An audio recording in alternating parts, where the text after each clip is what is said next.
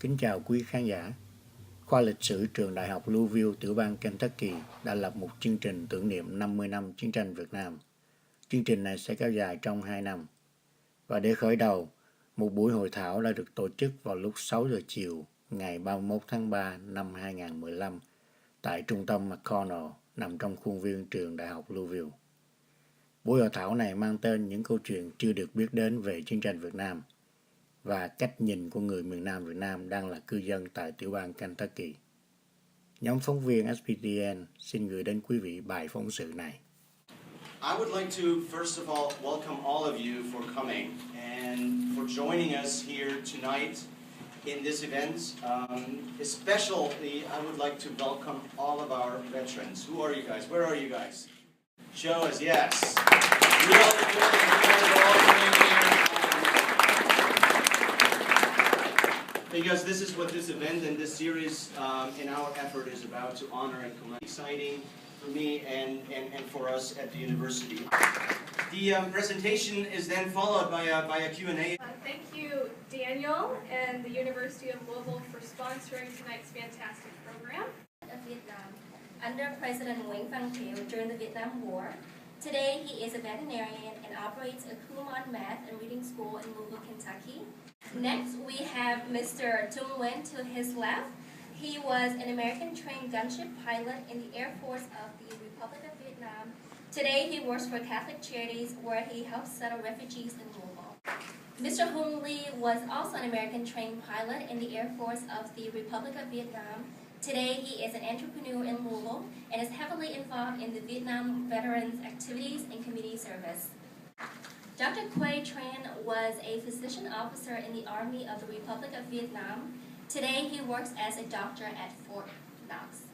Buổi hội thảo diễn ra dưới sự điều khiển của hai cô Phương Thảo và Didi.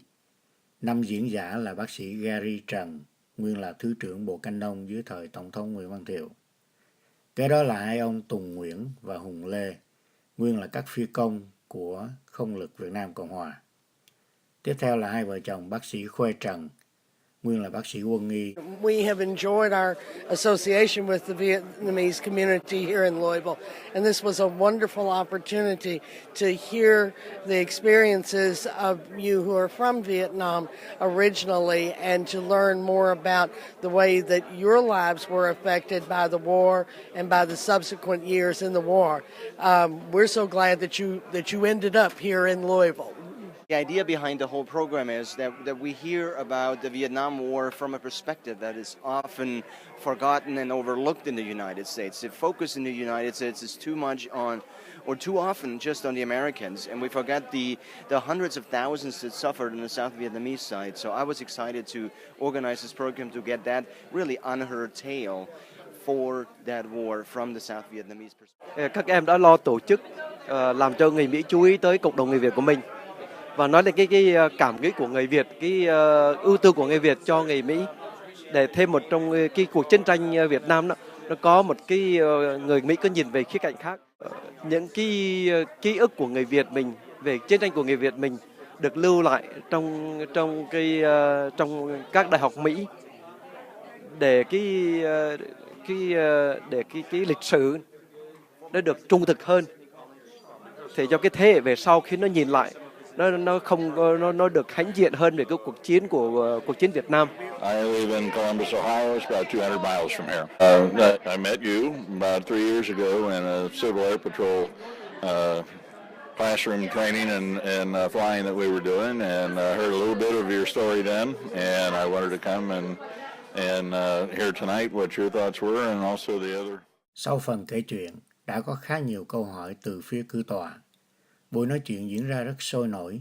Số người đến tham dự đã đứng tràn ra ngoài hành lang vì hội trường không đủ ghế ngồi. Well, thank you very much. I enjoyed it tonight. Vào buổi sáng cùng ngày, ông Hùng Lê và cô Didi cũng đã xuất hiện trong một chương trình ngắn của đài truyền hình tại địa phương để giới thiệu về buổi hội thảo này. Việt Hùng xin kính chào quý vị khán giả đã theo dõi bài phóng sự. Hẹn gặp lại lần sau.